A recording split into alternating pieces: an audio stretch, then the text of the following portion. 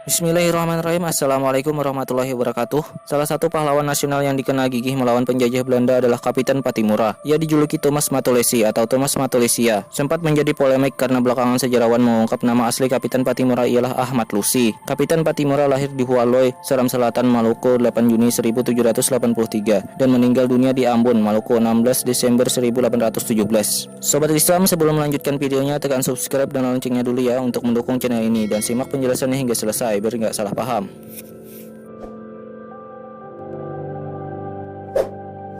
Muhammad Sapije yang menulis buku Sejarah Perjuangan Patimura 1954 menyebutkan dalam tulisannya bahwa pahlawan Patimura tergolong turunan bangsawan dan berasal dari Nusaina Seram. Ayah beliau yang bernama Antone Matulesi adalah anak dari Kasimiliali Patimura Matulesi. Yang terakhir ini adalah putra Raja Sahwalo. Sahwalo bukan nama orang tetapi nama sebuah negeri yang terletak di sebuah teluk Seram Selatan.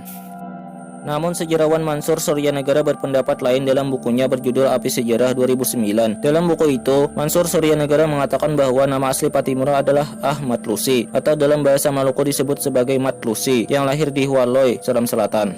Patimura menurut Mansur adalah seorang bangsawan dari kerajaan Islam Sahwalau. Kala itu diperintah oleh Sultan Abdurrahman yang dikenal dengan julukan Sultan Kasimillah. Dalam bahasa Maluku disebut Kasimiliali. Patimura itu sebenarnya nama marga di desa Latu dan Hualoi, Seram Barat, Maluku Tengah. Patimura artinya raja yang merendahkan diri. Di desa Haria, Pulau Saparua, tempat lahir Thomas Matulesi, tidak ada marga Patimura.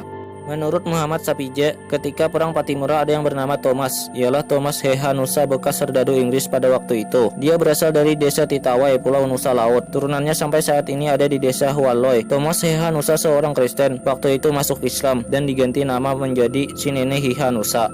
Ahmad Lusi merupakan sosok bangsawan dari kerajaan Islam Sahwalau. Sejarawan Mansur Suryanegara menyebutkan Patimura adalah seorang muslim yang taat. Selain keturunan bangsawan, ia juga seorang ulama. Sejarah menyebutkan bahwa pada masa itu semua pemimpin perang di kawasan Maluku adalah bangsawan atau ulama atau keduanya.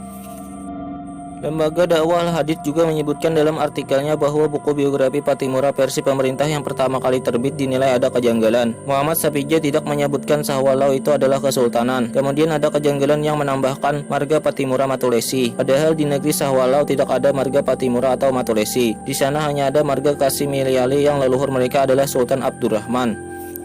Sejarawan Mansur Suryanegara berpendapat bahwa Patimura itu marga yang masih ada sampai sekarang, dan semua yang bermarga Patimura sekarang ini beragama Islam. Orang-orang tersebut mengaku ikut agama nenek moyang mereka, yaitu Patimura.